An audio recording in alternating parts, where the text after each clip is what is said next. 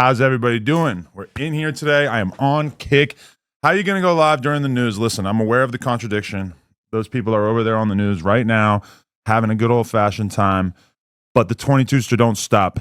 And now I have to get on here. I have to get these clips in. I have to get the reps in. Shout out to everybody who's in the chat. Are we going to hear more about Wack sending weird Twitter links? I mean, I do feel like people are taking that shit kind of out of context because Wack basically had his team do some research, I guess, about the fact that Tania's daughter had explicit content out there on the internet.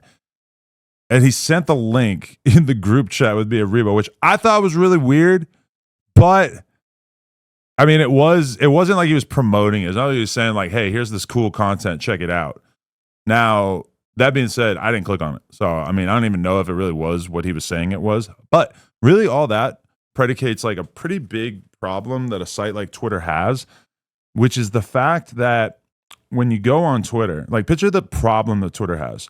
You got all these people posting naked porn, nudity content, right? And then if you report it and you say, hey, this person's underage, how did they know that? How could they possibly prove that? Especially when you don't even see the face in it or whatever, which I didn't see the clip, but I'm assuming from what I heard that the face wasn't in it.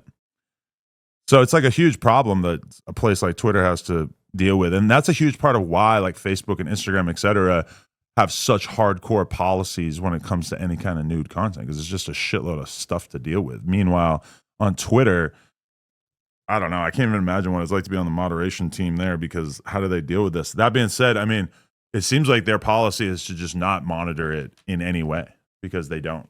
Because it seems like everybody's just kind of getting out of control on there. I don't know. But either way, don't blame Wack, even though I agree that he probably should not be sending content like that. Yo, I'm live right now on Kick, doing some topics, clipping it up.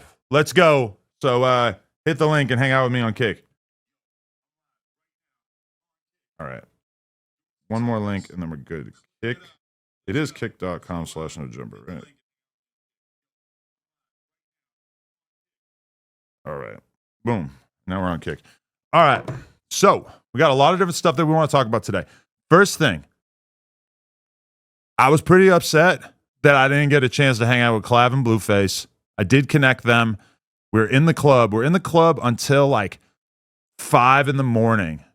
And at like 4 in the morning, Wack starts telling me like, yo, we're going to go to Clav's house, which is like, you know, obviously kind of a nightmarish situation for an old head like me, realizing that, hey, you thought you might be getting to bed by 5. No, actually, you have to go bone smash and shoot your dick up with Blueface and Clav until, I don't know, probably 8, 9 in the morning. But at that moment, I was like, bruh, the clips of Blueface and Clav hanging out are going to be so viral that I have to fight against my old head urges, drink a Red Bull, and get on the road. I got to go to Clav's house. Now, that did not happen.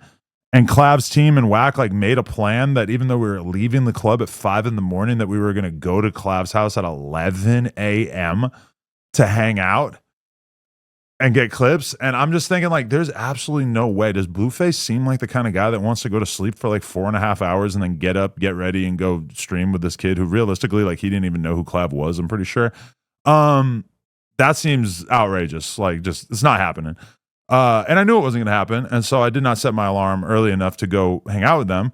But I was kind of disappointed that they did go hang out the next day, because I was at the airport all day. And I really wanted to hang out for that hangout. Just because, like, Clav and Blueface, I think they found a lot of common ground. They're both, like, two of the most ignorant people ever, who just, you know, I feel like when I saw the clips of them talking so far, which we're going to review some in a moment, it was just like, they both like getting up. They both love girls. Love girls. And they both just like really enjoy the lifestyle that they have, in which they are able to sort of like coast by off their own toxicity. You know what I'm saying?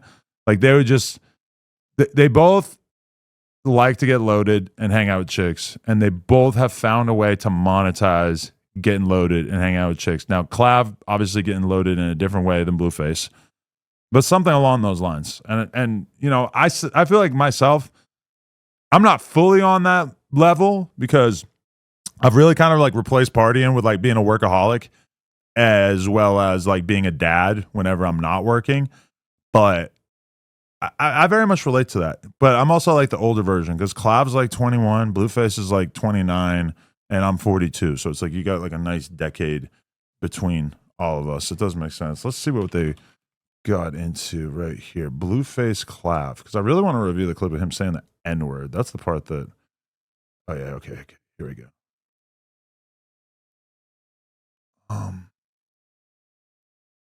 Question of like which of these shorts I should be watching is pretty relevant, but let's get into it. Sorry to interrupt, but this is a banger right here, dude. You know what I'm saying? I had to turn it up. If you like it, buddy, go respect the scripting. Yeah, it's fun and games, so the nigga tripping. Chase him off the blow out of the west side. Just catch him slipping. Fun and games, so the nigga tripping. Chase him west side. You go, man. Clav normally has a lot of aura. I'm sorry, but the moment that he starts rapping along to Respect My Crippin' in front of Blueface might have been the biggest aura loss that he has experienced because it just ain't really hitting right. Now, I'll give it to him that he knows all the words. We were listening to the song in the Sprinter on the way to the club, and it was sounding pretty good. But just seeing, like, I sensed a little bit of timidity. I sensed a little bit of timidness when he was letting that N-word go in front of Blueface. And that's to be understood because obviously Blueface could have clipped up or could have got genuinely offended and made that obvious to Clav. But in that moment, it really did kind of stand out that like, damn, so you really are a white kid saying the N-word in front of a black dude. And you're a little nervous. You're like not 100% sure about how this is going to go, which is totally understandable. But yeah, it was a big moment for Clav right here. I think that he just got to represent his rap skills to Blueface.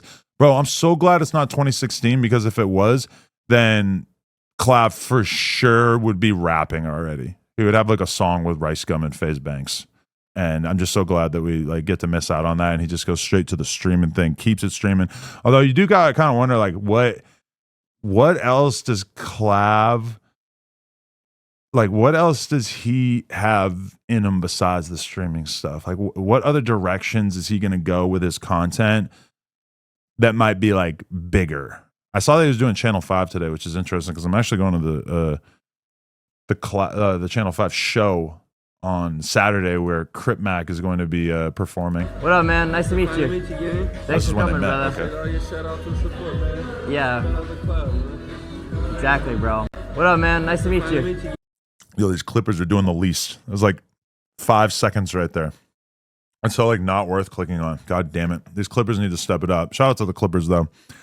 But yeah, I don't know why people seem like they're pissed off. Like the No Jumper fans are kind of in a state of revolt.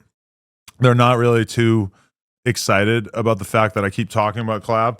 I'm gonna be honest with you. This guy is a big part of the culture right now. And I have to talk about what's going on in the culture, especially when this person is hanging out with rappers and hanging out with me and stuff like that. Like, why would I not speak on that? Why would I limit myself when it comes to having those conversations? I don't really understand. I guess like some people feel like, oh, No Jumper is like such a hip hop platform that why can I'm having a hard time modding my own chat, which is annoying. But you got to understand that like hip hop streaming, this shit is all one now. It's all just like one big gumbo pot of content. And that's why like to Blueface, it's nothing for him to go stream with Clav. It's just like he doesn't even, that doesn't even register in his mind as being something that's in any way out of the ordinary. And I guess I'm on the same boat. Like it just doesn't even seem like a thing that's like worth mentioning. I understand that like if you're like some diehard hip hop fan, then maybe that's kind of annoying to you, but I disagree. I think that this is all one gumbo pot of content, and the more you try to divide it up, the less of a service you're doing for yourself. You wanna come to LA? Yeah, I used to live there actually for a while, but Come down, bro. Hit me up. I'll be there. On a 2-man or something. Oh my god, a 2-man. Yeah. Blueface never invited me on a 2-man. This is disgusting. I'm honestly like legitimately pissed. Like, why am I not getting invited on these 2-mans? He invited me to go on stream, but that's like more of a clout thing and less of like a romantic gesture. Like I want to go on the 2-man. I don't care if I'm married. Us two and then 30 bitches. Exactly. That's what I'm saying, bro. Because Let's go. I got this shit I that like this guy, chat. Where was that sentence gonna go? I got this shit. It's called meth. We could do it together and we're gonna have a grand old time. Alright, let's go run it down. Which one you want? Alright, go for it. Yo, You know, one thing I'm curious about though is that I seen Clav saying that he'd be like banging girls on cake.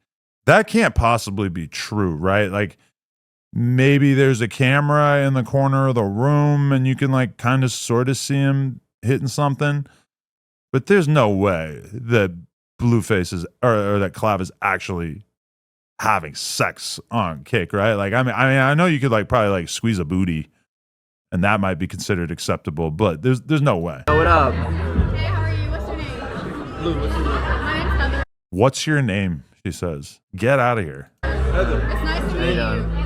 Hi. What's your name? Sabrina. Sabrina and Heather. Yeah. Nice to meet you. I like your shape. Very nice I like shape. it. My skin's stripped. You know, Okay. Skin's always got her shit together. Yeah, you did that on Kim purpose. don't Alright, let's go run it. Bro, I wish I was famous in my early 20s. I would have been hitting so many skins with all these chicks. But yeah, I've moved on. I've taken my career to a new level where I'm not participating in such stuff. I'm only banging on camera.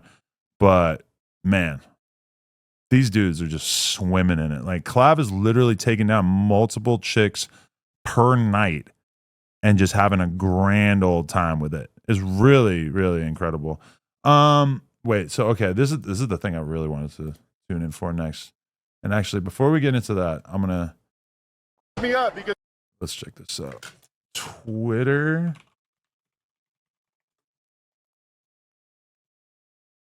Oh my god, am I not gonna be able to view it? Oh, okay, good. Cuck of the Year Awards. This is a post that I made mapping out who I believe were the top cucks of each year for the last 5 years. 2022, Will Smith smacks the shit out of Chris Rock. Although that doesn't actually have anything to do with him being a cuck, it does kind of highlight the fact that I think that Will Smith was feeling kind of insecure as a result of his cuck status and the fact that he knew that his wife was like banging his son's friends and shit. So when I was doing some research, I decided 2022 could go to him. 2023, obviously the 22 star opened up the cuck realm in a very, very, very big way. And yeah, I mean, nobody had ever cucked like me before, especially in terms of like well-known people. I don't even want to say celebrities, but there is just like a level of being a cuck that I took it to in 2023 that nobody can really compare with. 2024, and this was kind of complicated because really I feel like we didn't really learn about Diddy's insane gay cuck behavior until 2025, but he did get indicted in 2024. But with Diddy, you've got to give him his cuck accolades because of the fact that he was okay, so he's hiring dudes to bang his chick. And then if he, sorry, I really need people modding my chat right now. Ugh, I'm going to restart that sentence in a second.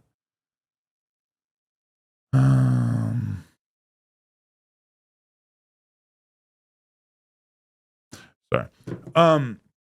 Okay, Diddy realistically in 2024, I don't think that's when we found out about his cuck lifestyle, but this dude was actually hiring big buff male prostitutes to bang his wife out and then take the cum and rub it on his nipples. That's a level of cuckoldry that we just really had not seen before. It was his girlfriend, not his wife, sorry. But either way, that I think Diddy obviously kind of deserves a huge amount of respect for that. I don't seem to have the option to mod people. I'm going to tell them that too. And add mods because I can't do it right now for some reason. Okay. So then past Diddy, and I'm going to admit that this is kind of a bullshit answer, but I couldn't really find anybody else who fit the bill. Kai Cenat.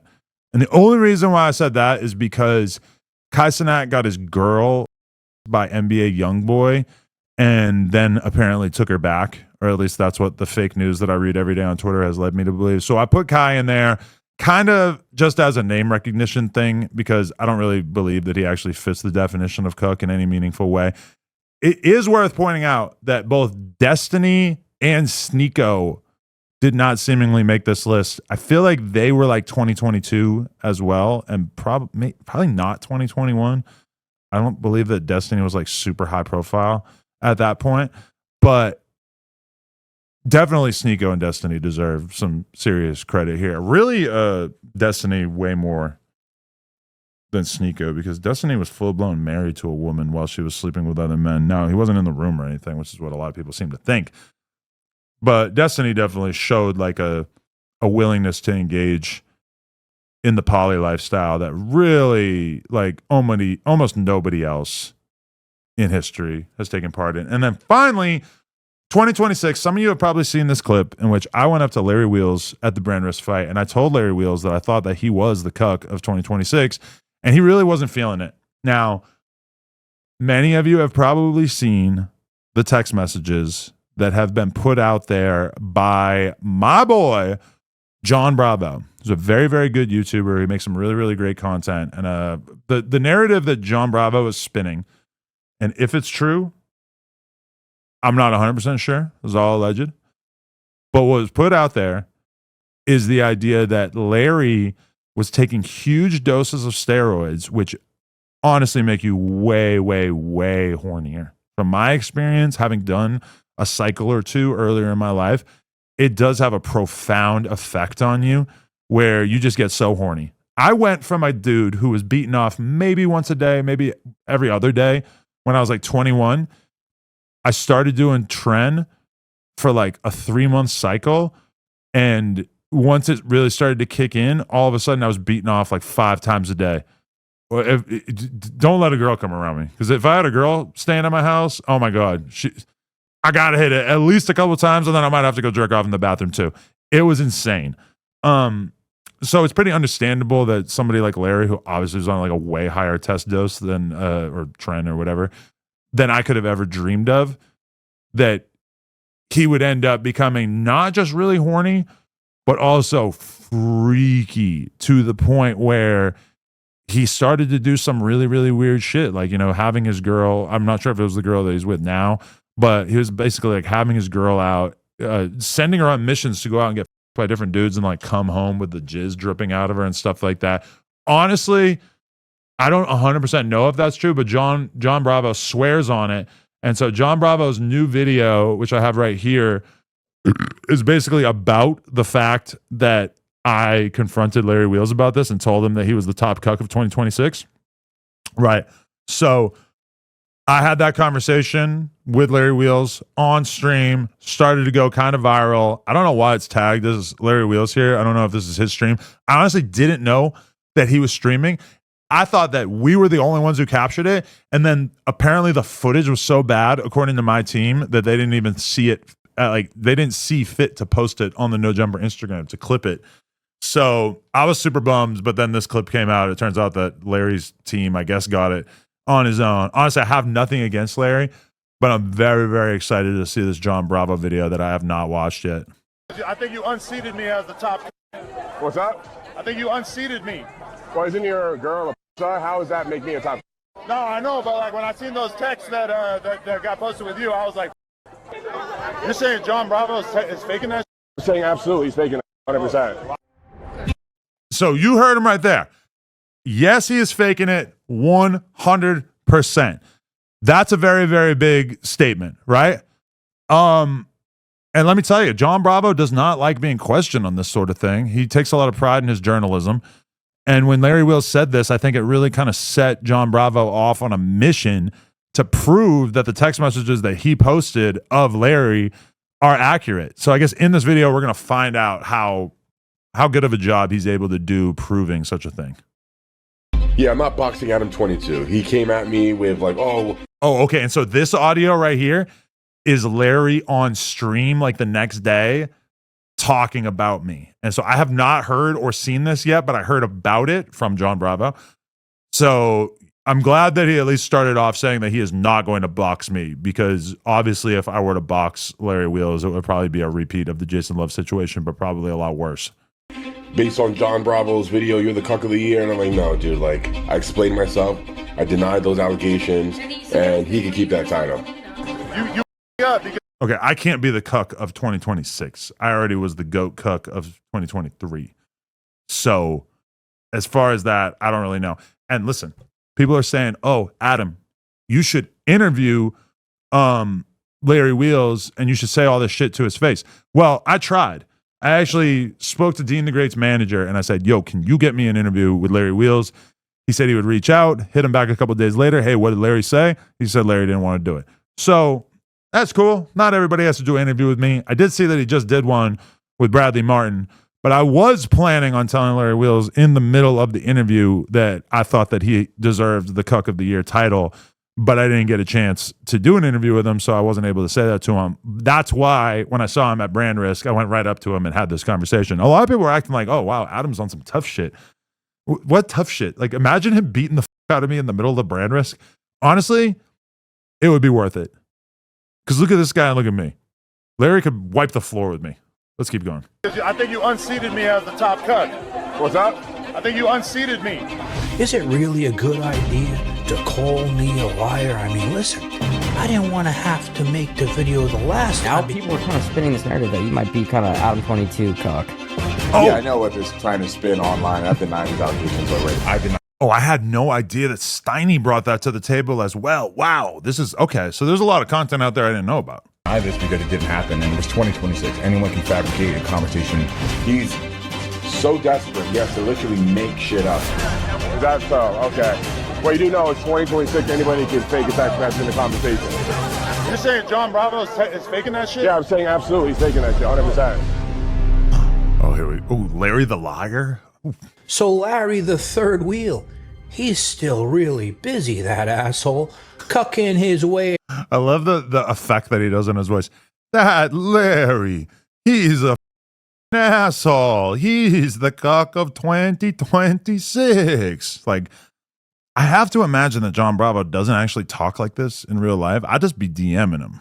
I should really start texting him, like, get on like closer bro level. But wow, Around town, calling me a liar. Calling after me a I've already liar. proved that everything I showed was real.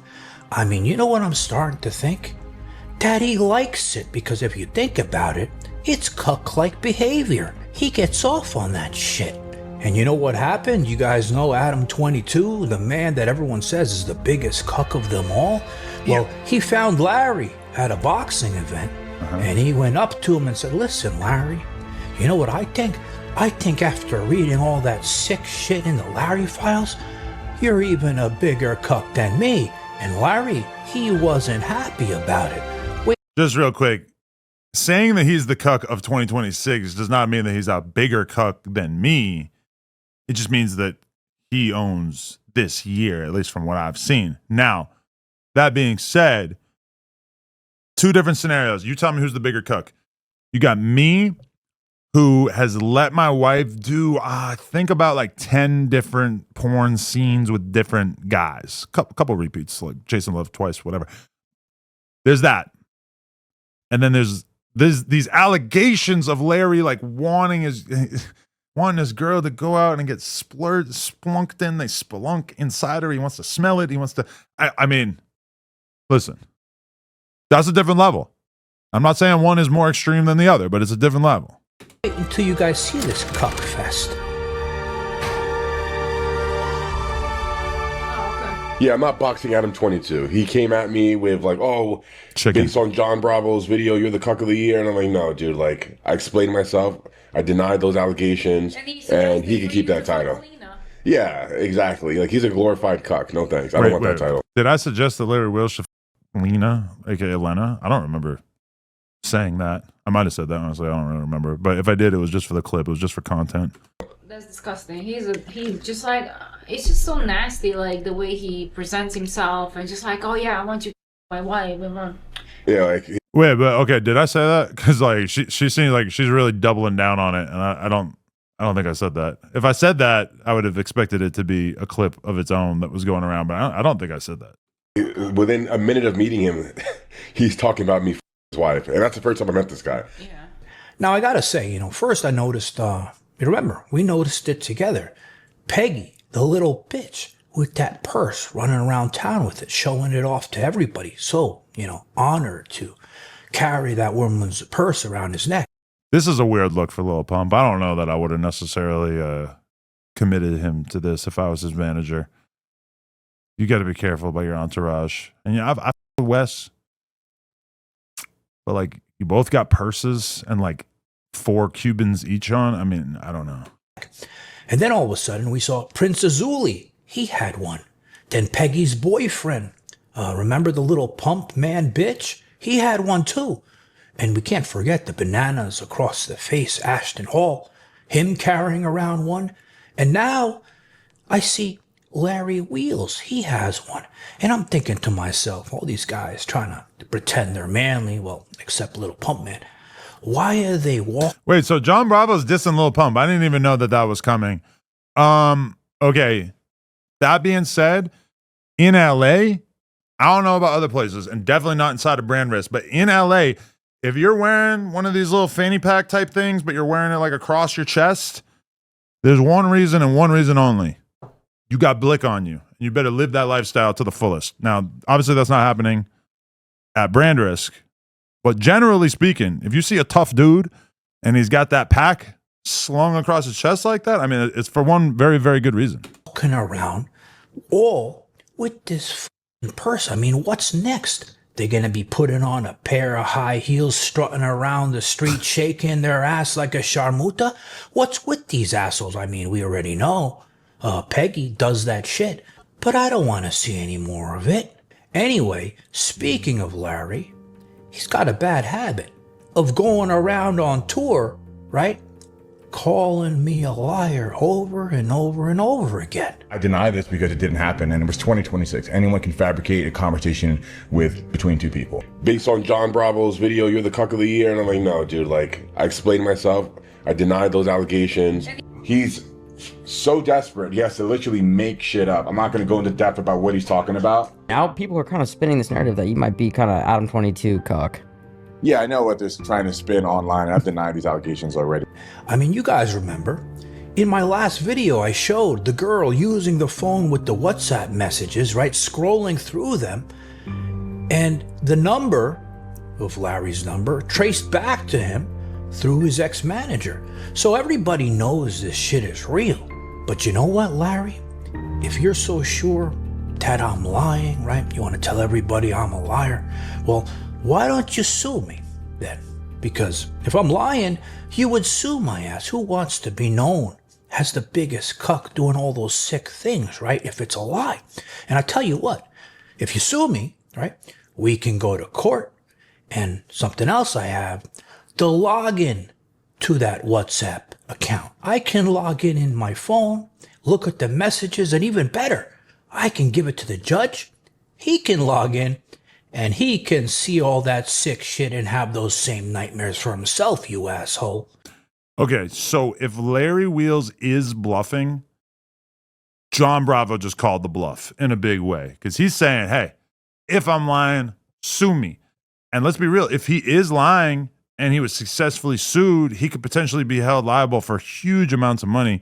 Because I would say that you could easily make the case that this is a sort of accusation that's pretty detrimental to Larry Wheels' image. I mean, I don't know how much people really care, but for sure that kind of case would do very, very well in court. So, yeah, I don't know. John Bravo seems like he's completely willing to go to war here, whereas Larry's disposition seems to be more like, just sort of shrug it off. Like, he's lying. He just wants it to go away, which is fine because it's like realistically, whatever kind of freaky stuff you do in your own sex life, it's all good. But when you lie about it and when you try to tell content creators that they are lying, you're really opening the door for them to prove that they're not lying. So I don't know, man. This is a little wacky. Shit, I keep on missing these calls like an asshole. You know how much business I'm losing with this shit? You know what I need? I need a Sharmuta receptionist to help me. And you know what? I know a virtual one. And she can do everything. So you know how that is, right? You miss the call because you're too busy. Oh my God, this is an ad. Now comes real voice job. And Oh. So now Adam22, okay? As we all know, you know, he's known. He got famous, very famous. He was already famous, but now he's even more well known. Thank you, John. Know, for being a cuck with his wife, giving it to another man, right? And he saw Larry at a boxing event, and he read those files. So he went up to Larry and he goes, listen, Larry, you know, I read those files and what I saw was really sick. So you know what? You're the biggest cuck now, not me. And then Larry, he didn't look too happy. For the record, I mean, to say that I was saying that Larry is sick, I think is kind of a miscalibration of actually what I said.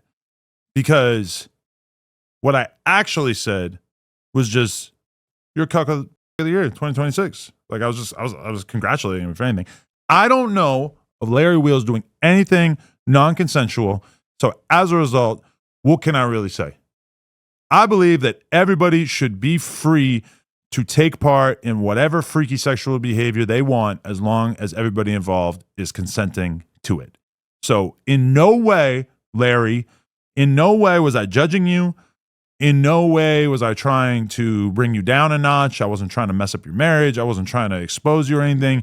Because if you actually like for your girl to go out and get came in and then have her come home and you smell the cum as it drips out of her or whatever, that's totally fine. I got nothing against that. That's totally fine. I don't want to act like I'm Mr. Morals over here and that I was hating on it or anything. Because that's not the case at all. I'm not judging. I'm just acknowledging who's at the top of their field, which in this case is, you know, let's be real. He's doing a good job. He's holding it down. About it. Let's make our move. Let's make our move. Larry. Oh, yes, sir. Larry. How we doing? Nice to meet you, bro. I'm Adam22. Pleasure, man. Pleasure. How you doing, bro? I'm doing all right. Dude, he's mogging me so hard here. I'm just such like a scrawny, chubby little bitch, and Larry Wheels is just this gigantic trend monster, and I'm just over here just hamming it up for the clip. Ugh. I just wanted to tell you that you f***ed me up because I think you unseated me as the top cuck. What's up? I think you unseated me. Well, isn't your girl a star? How does that make me a top cuck? No, I know, but like when I seen those texts that got posted with you, I was like, I feel like I own 2024 in the Cuck Olympics, and I feel like you're holding it down for 2026. I just want to let you know that I'm Again, fully congratulatory, not picking on him in any way. I'm trying to get my get back. I'm going to do something that's going to make 2026 mine. Well, I just know that you still hold that title, 100%. And then Adam, he started pressing Larry more. And he mentioned my name to Larry. It looks started pressing Larry more. He got pissed. And he mentioned my name. He called me a liar again. I do feel like your behavior has been less well publicized. Is that so? Okay. Well, you do know it's... Your behavior has been less well publicized. It's kind of a crazy way to put it. I'm not going to lie. Okay. 2026, anybody can fake a text message in the conversation. You're saying John Bravo is faking that shit? Yeah, I'm saying absolutely he's faking that shit, 100%. Well, I hadn't even explored that possibility. Well, well, apparently many people haven't. They just take they listen to whatever they see online and believe everything is true. That's not the case. I thought you kind of confirmed it by saying that the test was making you so horny that you started to be into that shit. No, I never said that. I never said that. So that was like a separate conversation? It did make me horny, but not into cuckolding. You my dog? Boy, how you feeling? Larry, what's good, bro? Good to see you. What's up, sir? Say hi to Le'Veon Bell real quick. You know, I'm really tapped in these streets. No, bro. Yeah, all right. Well, hey, my bad. I didn't know it. That's not true. Then I will take you out of the. I wish I had been more well-versed, because at that moment I would have said, yo, but what about the screen recordings of the conversations? He said that he had the WhatsApp login. Like, if I had really hit Larry with like the play-by-play of like, well, this and this, you know, oh man, oof, that would have been good. Running for the top cuck. Look, I have no judgment. I don't care what people do behind closed doors, but that's not my time. That's all you, bro. All right. Hey. Now, this is the thing that's funny about it. Baby alien just right there lurking. So Adam's been going around, you know, telling people multiple times that, you know, Larry's so sick, he wanted to smell the apple pie. And I'm thinking, Adam, he doesn't even know the correct story. Imagine he did know it, how sick he would be. Because remember, Adam, he didn't want to just smell it. He wanted to taste it, that sick f***er. I saw in Oh my God. I totally forgot because honestly, it's been months since I saw Larry Wheels or the video that John Bravo made about Larry Wheels. It's been a long time. So if he was actually trying to eat the cream pie, that's a whole different level. Listen, I respect the kink. I respect it for sure. This is some other shit. Yo, landslide. Send the timestamp for the news so that I can check out whatever Tam had to say. Or are you saying that she's talking about it right now? Either way, send the timestamp because I would like to check that out. your podcast the other day, you said Larry Wheels has claimed your position. Did you see those texts? What with you and him or what? No, like The video. like the stuff that he was saying, like demanding of his girl that she like go out and get f***ed by all kinds of different dudes, and then he wanted her to like come back. I forget, like he wants to smell the fuck and shit like that. Like he was saying some of the freakiest shit I ever seen in my whole YouTube censorship is crazy because why can't I say cream pie? You know, like what are you talking about? I can't talk about a cream pie. Like I eat cream pies all the time, not in the Larry Wheels way, but just regular old cream pies. Live. Hey, look at Larry Wheels. He's a bitch knocking out Dean the Great every other week. Larry Wheels is not a cook. What are you talking about? He unseated me. I don't know. thought I was the number one cook. He unseated. I was. Rampage protecting his relationships. He don't want to talk about it. Yo, only midnight. You don't have to time out Alex Taylor. You don't have to time out people who are talking shit about me unless it kind of crosses a certain line. Maybe we could have a separate conversation about that. 2024. That's 2026. Diddy was 2025. I don't know. Chad said battle of the cooks. He said he wanted to smell it. Speaking of that story, you remember how I said, when we saw all the people reacting to it, how it reminded me of the reactions from Two Girls and a Cup? They both feel coming home. Okay. Is Masty gonna fill Dobby? Yes, Masty's gonna fall inside Dobby's. Did Dobby shower or anything since? Did John Bravo really do a stream with Myron and Sneeko and Tiki Taki and that other dude, his name I forget? Because if he really convened like a big ass panel of dudes just so he could read these texts, that's pretty hilarious. Oh no. I was in the shower, but I didn't clean myself. Oh. He says, okay, perfect. Oh, bro. What do you mean did Dobby shower since pie? So you want to sleep with this girl when she's got other man's that's Diddy-esque. That's Diddy-esque. Well, I was thinking, you know what this reminds me of even better? And I think it'll fit the Lowry story perfectly. We should call it Two Guys, One Cuck, because I think that fits the story better. And Larry, I wanted to tell you, I was watching your live on Kick the other day, doing some research. And I saw you sucking on this thing really hard, putting two hands on it, swallowing it. Not two hands. And I don't know how to tell you, but... Well, my kid eats those. Or actually, my kid used to eat those, and she don't even eat those anymore because it's really more of like a baby thing. Like, I mean, isn't Larry Wheels probably consuming like 4,000 or 5,000 calories a day? Those packs have like 100 calories of like fruit in them. That's a weird snack for a dude his size, but I guess like maybe he's like regulating his blood sugar. It makes sense.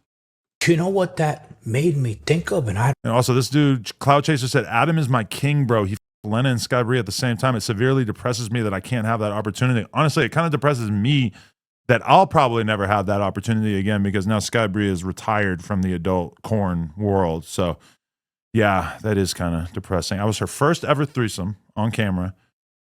And then we filmed another couple scenes. And I'm not going to lie, like I wasn't really appreciating it at that time. I just wasn't like respectful enough or appreciative of the fact. Like if I knew that she was going to be out the game that fast, for sure I would have savored it more. But now, Sky Bree, I'll just have the memories of what's left over in the Dropbox that we have of all the Plug Talk content. But yeah, I wish I lived more in the moment.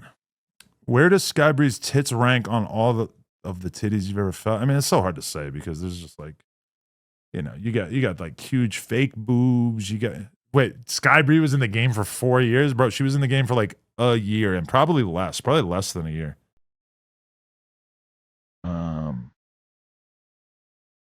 don't want to think of.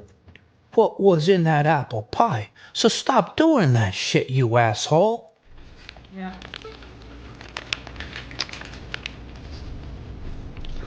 This one.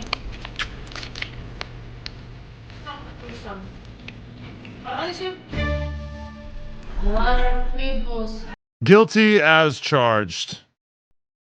I don't need to see anything else. The way you just ate that pack of fruit, I don't need to see anything else. No, I'm just kidding. God damn. That was gross. Adam, your hat looks so great. I'm sorry. My hair looks so gross right now.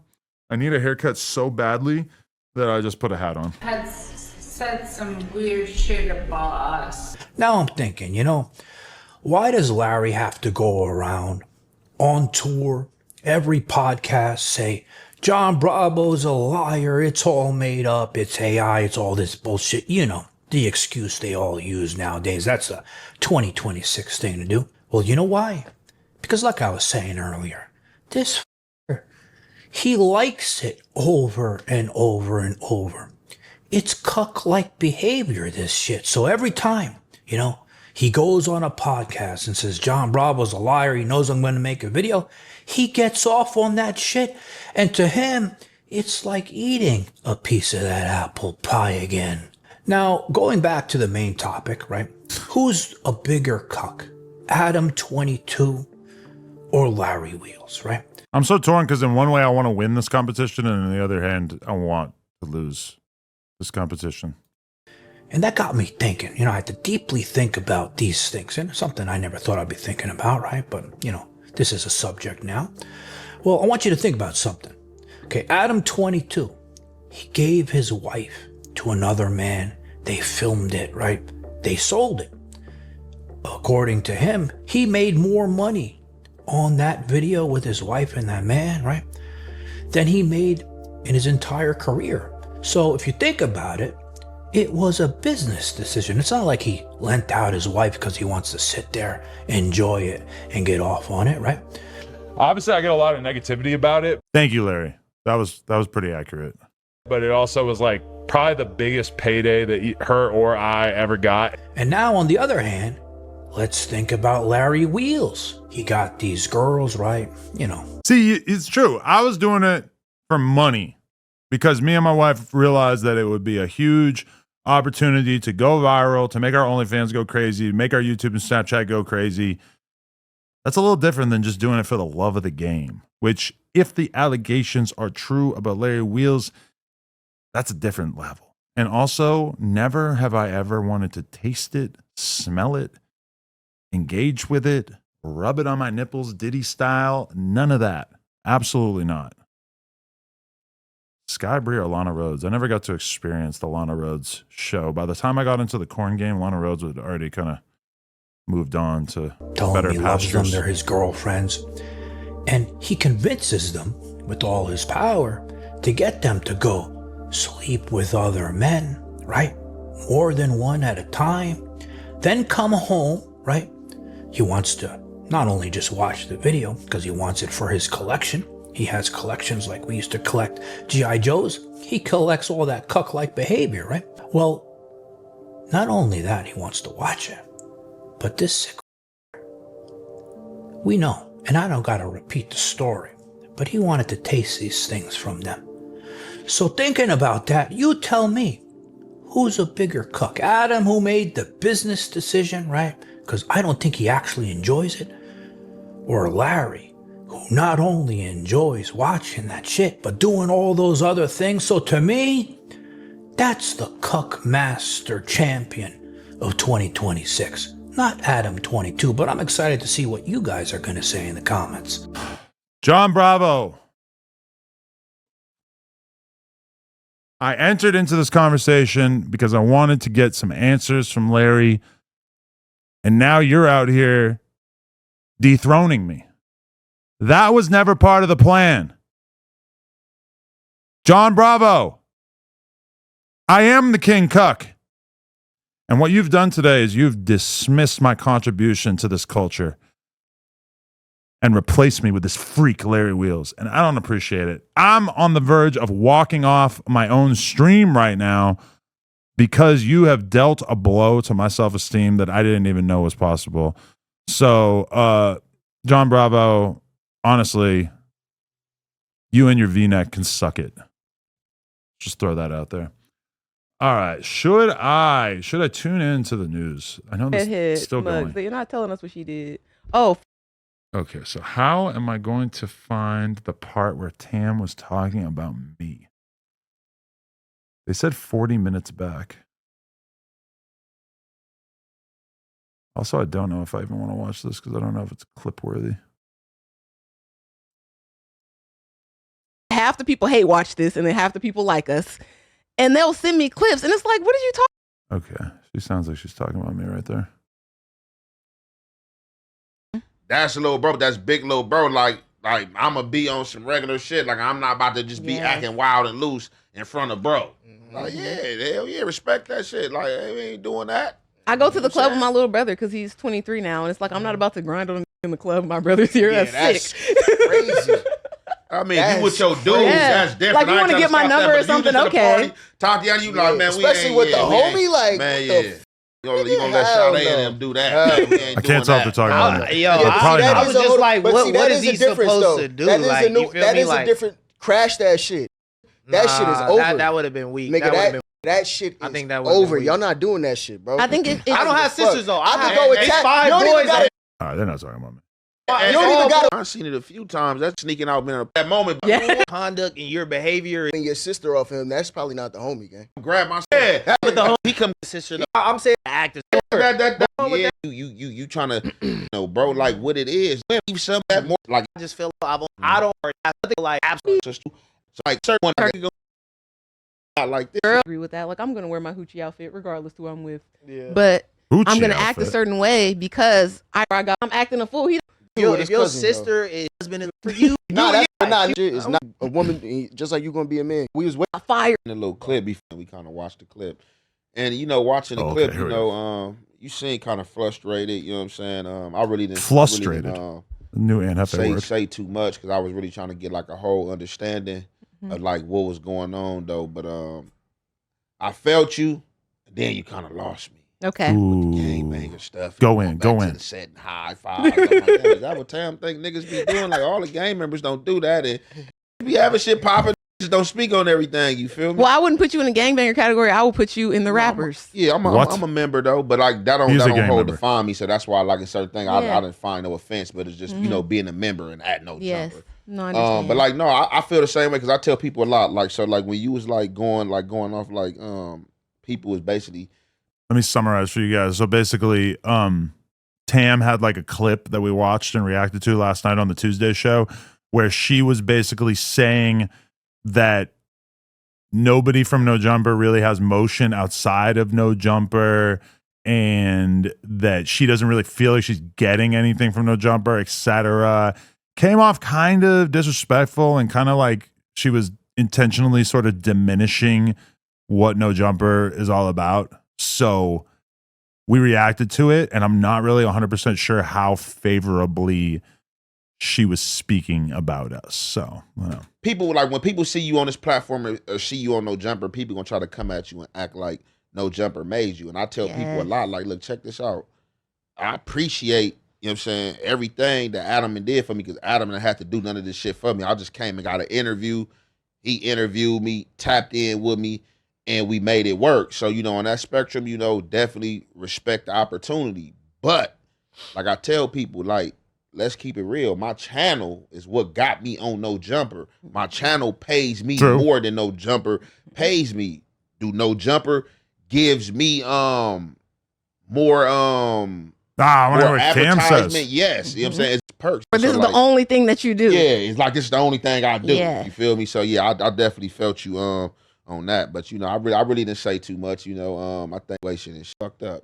Yes, and it's only so much bullying and shit talking that a person can take, and like I get tired too, just because I don't want to cuss people out and punch people, or I think she should clarify that the bullying and shit talking comes from the fans, not us. We are all very, very nice and appreciative of her, right? As far as I know, I have not seen anyone on the team bully or shit talk her. And if that is going on, then I do not know about that.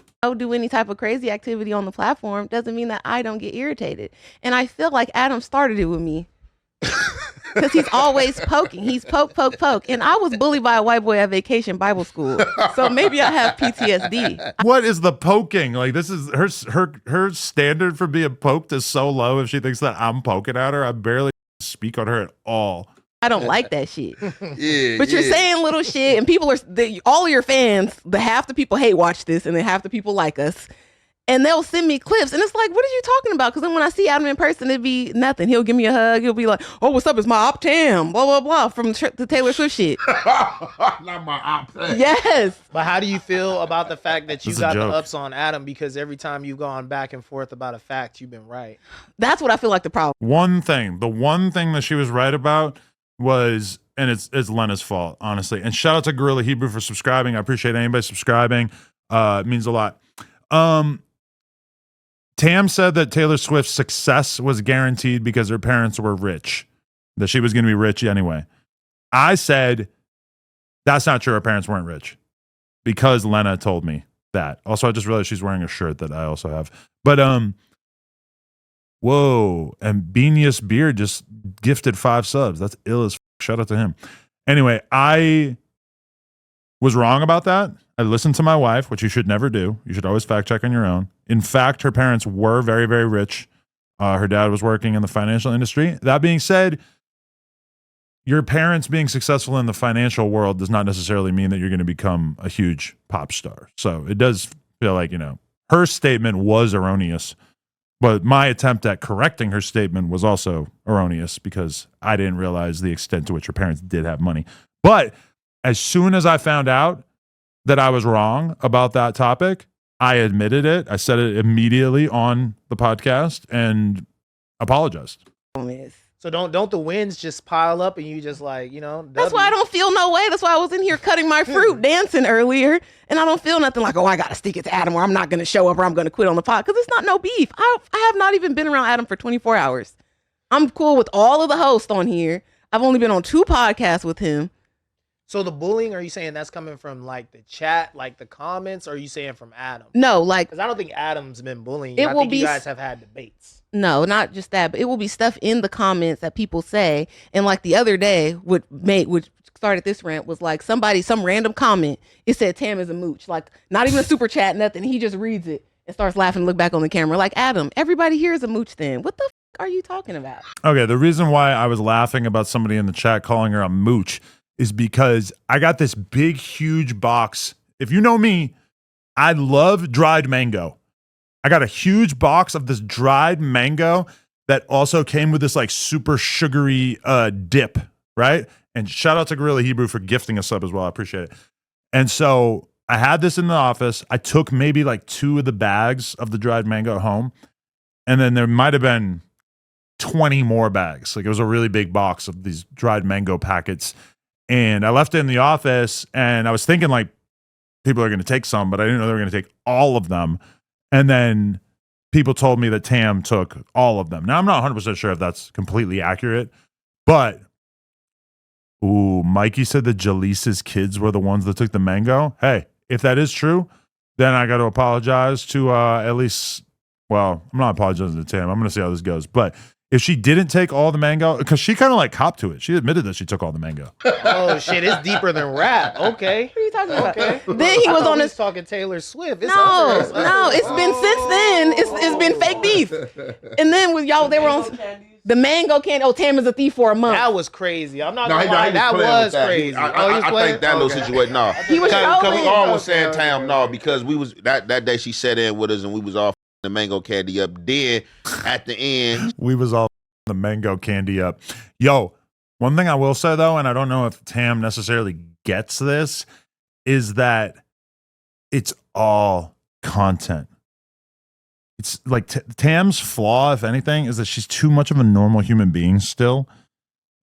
And the thing about that is that I'm not even pretending to be a normal human being in here. I'm making content. So if you do the littlest thing, if you take some mango packets, you know what I'm gonna do? I'm gonna call you a thief, and I'm gonna make content about it. We barely even make content about this because this is such a like minor storyline. But like, you know, we're gonna make content out of it. I'm gonna exaggerate. I'm gonna act offended by things I'm not offended by, etc. That's what we do on here. We make content. We do the most for the content. So I think that's one part of this problem, is that Tam is still operating like a normal human being, which I respect. But then at the same time, you got to understand, I'm hamming it up. I'm not a civilian. I'm with the shits, the content shits. She did act like, you know, once she figured out that didn't nobody else wasn't going to eat them, she grabbed what she grabbed, you know what I'm saying, and left. But she asked. But then next week when we came back, was looking for him. Like, man, where the mangoes at? Man, Tammy got him. So it was kind of like a joke. You know what I'm saying? I don't like, because we was really all That playing, and she personal. did act. But you're doing that and you're trolling. And now everybody in the chat, oh, Tam is a thief. People DM me, stop stealing, babe, blah, blah, blah. It's just, it's so much. Then he's on the stream, the fight. See, she's getting triggered by people just messaging her. Like, getting a DM is not a big deal. Like, you know, the fans are gonna have fun with it. Like, don't take it too serious. If they're saying some horrible shit to you, I might even come out and disavow it. Stream the In Real Life with Lush. Lush follows me on Twitter. Adam, you're on an In Real Life stream. Why are you even looking at who's following who on Twitter? But it's like he's seen it immediately. He's like, Lush, you just followed Tam on Twitter. He's like, yeah, this is the first time she at me. Like, of course I'm following her back. He says, unemployed behavior.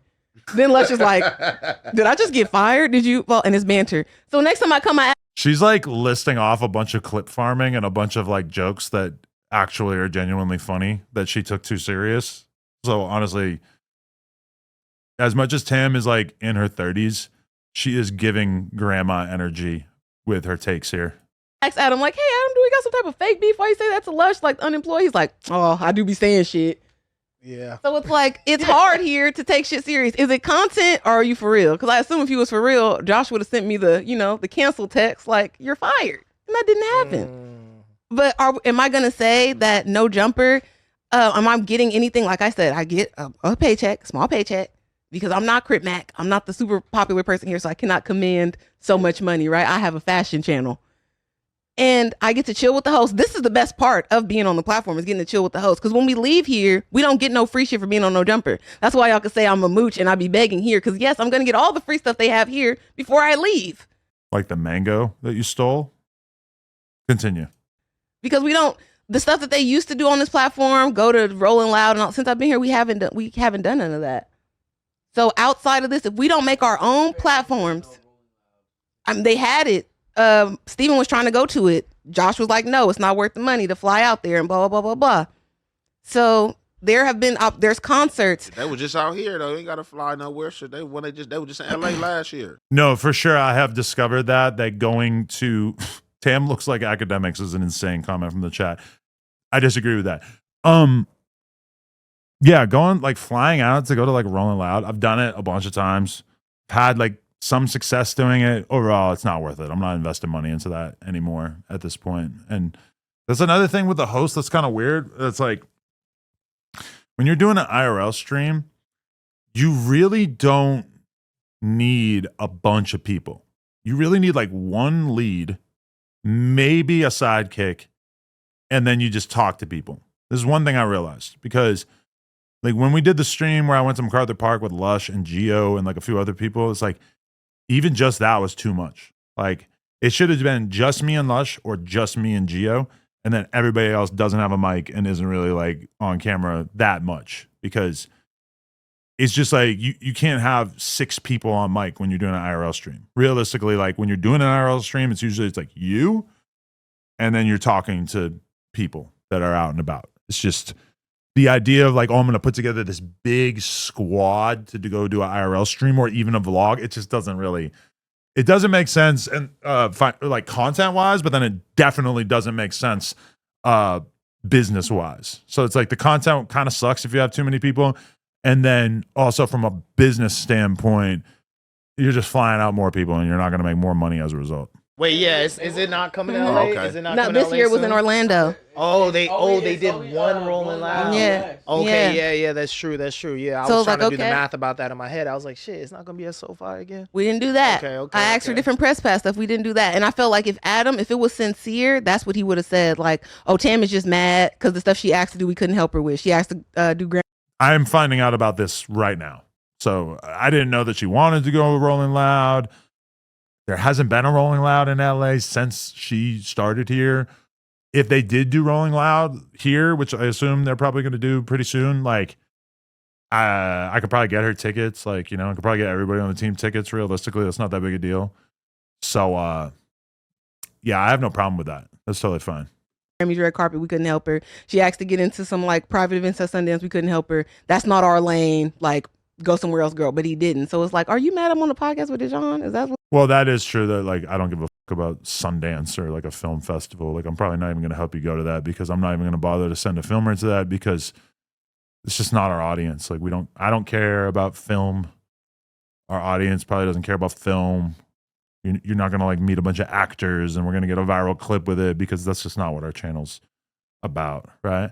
Am I mad that she's on a podcast with Dejan? I mean, you tell me if you would be mad because I feel like I've been actually like super chill about this. But so she was one of the main contenders, contestants in the host hunt, right? So this other guy right here, Ricky, he actually won. Tam was like, I forget, like top 4, top 5, something like that. And so she gets a spot on a jumper, starts being on the news a bit. People are liking her. And then she immediately goes and starts doing a weekly stream with Dejan, who is, I want to say this in the nicest or the most appropriately nice way, but he is someone who lied and tried to file a lawsuit against No Jumper because he said that he got shot at No Jumper and he was lying. And he tried to extort us for $100,000 to not sue us. And he made the whole thing up. And the only reason why I didn't go anywhere is because I said, no, like you didn't get shot. You're lying. So no, I'm not going to give you any money. And then I called his bluff appropriately because he was in fact lying. So yeah, she goes and starts doing a weekly podcast with him. And I guess maybe it would be one thing if he was like having motion, doing numbers on the platform, but he's not. He gets like less than 1,000 views per episode. So yeah, I mean, I think I have every right to be upset about that, but I'm gonna be honest, like Tam is not somebody who up till now we've like invested a ton into. So if she wants to go do content with somebody like Dejan, I'm not bothering myself with that. I'm not like thinking about it. I don't give a fuck. So she's like hypothesizing that maybe I'm upset about that, but I don't think I've really said or done anything to make anyone feel that way. Like Lush went and did a pod with Dejan, did like a whole episode with him. I don't care. It's fine. It's not really that big a deal to me. What the underlying issue That's is? what I want to get to. I think you and Adam need to have a therapy session, but how do you feel about the tension between Dejan and Adam and, you know, presumably being in the middle of that? Good question. I feel like it's fake because Flacco got a whole ass show with T-Rail. Whoa. Damn, Keyboard Clips is clipping this right now. It's crazy. Like, he got a whole show with T-Rail. Yo. T-Rail allegedly left and took a whole bunch of viewers with him and shit, right? And built his own platform. And look how that turned out. He ain't going no numbers. Anyway, it's important to point out though that like what is Flacco doing on No Jumper at this point? He doesn't live in California.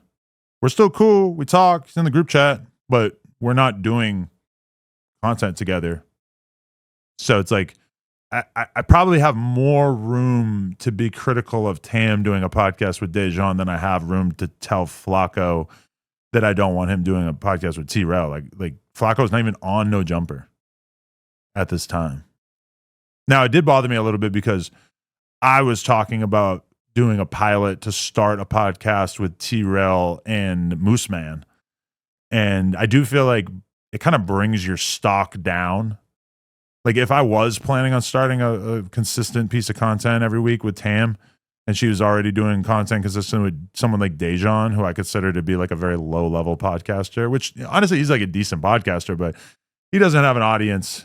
And he pretended that he got shot here, which I'm not going to let that go. So I do think that it's pretty fair. I mean, T-Rail, why would you think that a podcast with T-Rail was going to be successful? Like T-Rail isn't even successful on back on Fig. He streams by himself with like a couple hundred viewers on YouTube on his big platform. Granted, we have like 200 viewers or whatever right now, but we're on Kick, which is like a new platform that we're trying to turn up. So yeah, I don't know, man. So isn't he a higher op than Dijon? Like you said, I'm on Dijon's show and we only get 1,000 views. Let's be real. In this universe, nobody is stealing views from anybody. Exactly. You motherfuckers is all watching the same shit. And all the fans of this watch the same shit. You feel me? Like y'all are committed to this universe. Let's be real. Ain't nobody stealing nobody's viewership. Because it's like I didn't even know the auxiliary no jumper people like Gangland Neem. Now that's the homie Gangland Neem who does the clips and the reactions. I would not know these people if it wasn't for this. Y'all with Rich Rabbit too. Rich Rabbit, okay. Yeah. No, that's the homie right there. So you feel like the beef is fake between Adam and Dijon. You feel like the beef, but they got some more. So you think that I have to fake a beef with somebody who lied about getting shot at my office and tried to tax me for $100K to not sue me? Do you think I have to like fake that emotion? Like, how would you feel if somebody did that to you? Would you be genuinely upset? Because I feel like almost anybody would be genuinely upset by that. More serious, like legal kind of business back and forth going on. I don't know because everybody what might have happened, what might not. You know what I'm saying? But everybody that's been on this platform for the most part has also been on Dijon's show.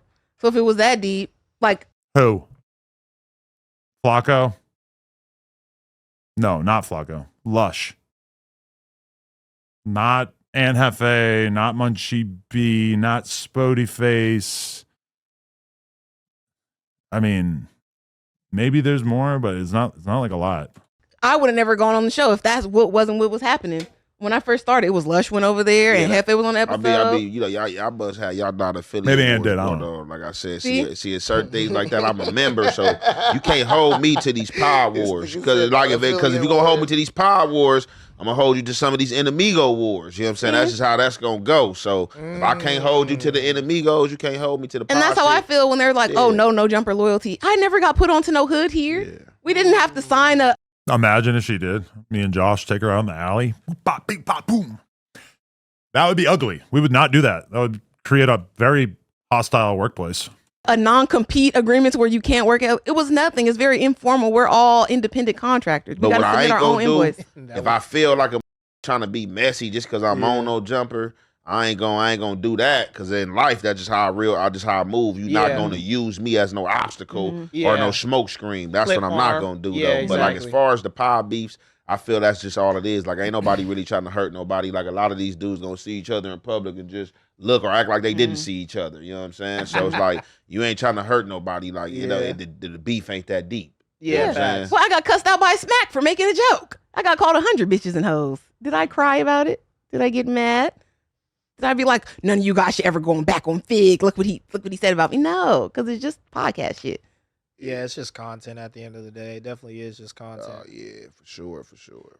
What about the comment like y'all told me when I first walked in about the some everybody don't got nothing going on? Oh, okay, because I said off the couch because they were trying to bully me. Like she said that nobody at No Jumper has any motion in the real world or something like that. Oh, well, you don't have a resume and blah blah blah. His homeboy, and it's like okay. Oh no, Ricky's. Oh.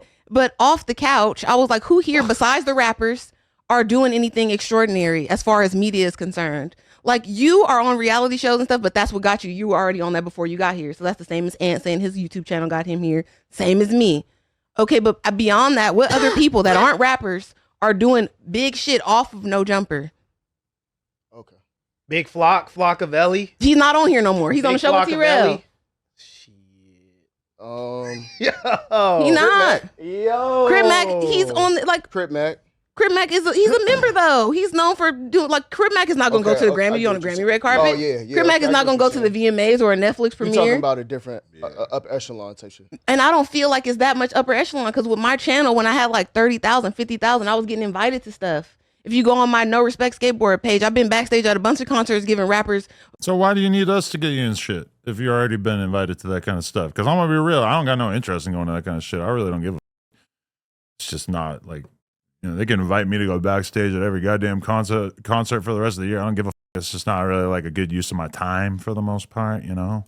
skateboards and shit. It's very easy if you have any kind of platform. So on this huge one, I'm expecting we get invited everywhere. That's my point, and we don't. And I brought it up on here before. Oh, we need to stay out of the street politics. We need to stay off the hood day, out the jail cell. Maybe they'll invite us to some nice shit.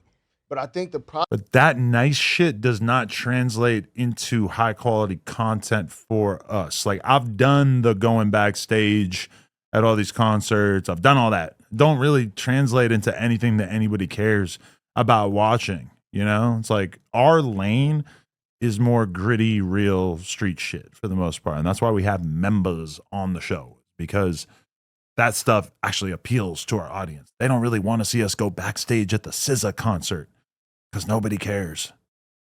Problem is that you can't end up changing the trajectory of what ultimately built up the platform. But I don't think what's happening now is what built up the platform. I think that's what's happening now. I think like the underground music is what initially built up the platform for sure, the SoundCloud era. But I think also like very quickly it started to intertwine with street shit, even when it was just Chicago street shit. You know what I mean? Before it was just LA street shit. So like I think that's ultimately what did kind of build up the platform. That and music. I'm not saying just that. That and the music. But I mean like, yeah, it would be cool to be, you know what I mean? But like I don't see that being Adam's number one priority. Is like, all right, let me pick somebody who I can send to the Grammys. Adam is more or less like, yo, let me pick somebody who I could go send to this brand risk fight type shit. You know what I'm saying? So like, well, I feel like also too, there's an element of like realistically what big podcasts are doing that, like big hip hop podcasts outside of like the Revolt stuff. You know what I'm saying? Like, I feel like people are in this game to get out of that game. This is alternative media, and they're trying to be big over here, and they want to shit on legacy media and say, oh, look at you with your corporate job. You can't say this. You can't say that. I get to do whatever the I want, and I make the same amount of money as you. So there is a little bit of a like, I don't know, dichotomy. To be fair though, word, but it's a the little internet bit has changed things though. Like you see streamers at the BET I was Awards. just about to say, to be fair, that's true. It is kind of coming back. A lot of the people but who I see interviewing people on red carpets sometimes, they're be my homies influencers. who's just influencers. My girl, Quinn Blackwell, Lauren Ashley Beck. We sent Sharp to do a stream backstage at, I don't know, what was it, the BT Awards or some shit that wasn't interesting. We got zero content out of it. Like nothing that made even a blip. No, nothing. So, you know, I've had this experience. If I had the invitation to send people backstage at the Grammys, I don't know, the Grammys, I guess there like might be enough famous people that maybe it would kind of work. But either way, I mean, it's just like, it's really like not even a thing I think about at all. And if that's why she wants to be at No Jumper is to like get to go backstage at the Grammys, then I think some switches got switched at a certain point, because that's really not what we're about here. I think she's E! News right now. She works for a whole bunch of different outlets that she's reporting on. I see her at like multiple carpets, Grammys, and all types of shit. And I'm just like, damn, she just did Survivor. Well, then you feel me? I kind of feel like this, right? Like, to sum it up, in my opinion, I kind of feel like, you know, Adam is just, you know, doing what he feels, you know, works, you know, at the moment in current time and being in media. And I kind of think like Tam, you know, being one of the fresh personalities over here is just trying to like, you know, come with an upside, you know, of things, and introduce Adam to things that he may have not thought about. Like, look, you know, you in media, there's other things in media that's going on. Like, what about venturing off into this or doing this? Maybe it can help expand the media type shit. You feel me? Sure. And it's probably just like a, you know, a little friction and, you know, a little clash, you know what I'm saying, somewhere within there. You know what I'm saying? Bro, bring it back to the New Year's podcast. When literally like you like, yo, what everybody like, she like, yo, what everybody want different for the platform, like, or what would y'all like, not even different, what would y'all like to see on the platform for next type year. shit. And her sentiment was really like, yo, I want us to do just exactly what she's saying now. So that's why I said it's nothing out the blue. You feel me? Exactly. It ain't. I've been saying the same you've been thing. preaching the same shit since you got on here.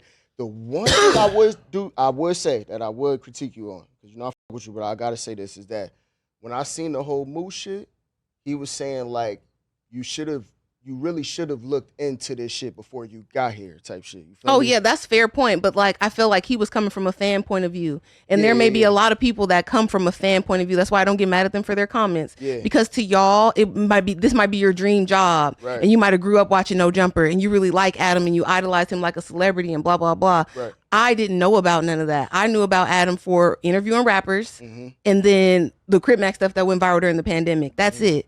When I came here to the stream, I'm thinking, oh, it's a hip hop platform. That's why I came to wear my homie shirt to promote their album all day. Any of the people at the competition, you can ask them, I'm like, oh, I'm gonna get sent home because I'm not gonna fight, and I'm not about to twerk. Hey, yo, look, and I'm not gonna do that. So look, I was just about to say though, this is what I was gonna get you. I was gonna say, yo, not for nothing though. We all sat in that building for a minute. You feel me? Yeah, it was here all and day. We saw exactly. You was here longer than I was. You feel me? So you saw squabbles. You saw craziness. So right then and there, you already kind of knew, like, oh, all right, this is what I'm getting myself into. I don't know, because I'm still You feel thinking, me? oh, Like, you gotta- and they're you like, gotta, you oh, know? you could be on the news. I'm like, news? Y'all got news here? Okay, what kind of news? Like, You know what's interesting about that dynamic though is that you're saying like, okay, yeah, No Jumper is known for this craziness, and I feel like last night they were talking about like Jaleese and Tam in a similar Aw. segment, and then like the like even just the difference between you guys, like out of one side of Adam's mouth, he's saying like, oh, Jaleese is not really moving the needle with her antics and stuff and the craziness up here. But then Matt, I don't do that.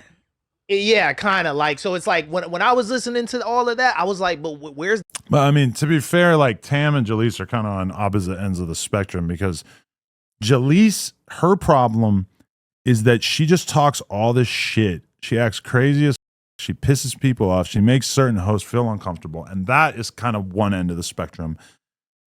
It's kind of fun. It's kind of entertaining. But it's also a lot. It's a little too much. Then on the other side of that, you have Tam, who she's nice. She's sweet. People get along with her. She's cool. But as far as I know, Tam doesn't like come in equipped with some righteous takes that are going to stir up a conversation, you know? And that's kind of, you know, both of these are like not the best. Like the best person is the person who's kind of controversial. They come in with crazy, with not crazy, but they come in with takes. They're ready to have an argument. That's kind of like the best case scenario for the news and whatnot. Jaleese is a little too extreme because she's just bringing up these weird beefs. She's talking shit about Munchie. She's talking, you know, she's bringing up J-Bo for no reason. Like, you know, she's got takes, but they're like a little too aggressive. She's like kind of like weirdly like aggressive towards the hosts and everything. And then on the other hand, you kind of have Tam, who's maybe like not going for it enough in terms of the actual conversational element. And that's just my advice for like what you could maybe like emphasize a little bit more. I'm going to end this in a second, but I guess I'll play a little bit more. the balance? Like either we want to get away from the craziness and kind of move more in a professional direction that will open up more doors that Tam is talking about, or we're going to stick with the like craziness. Because even Adam doesn't really like that reputation about No Jumper, especially with how things, no, I'm good. Thank you, brother. Especially with how things got out of hand with some of that shit too. So I feel like it is accurate that she's saying like y'all talking from a fan perspective versus like I'm in the building trying to make shit shake. I'm trying to create momentum. You feel me?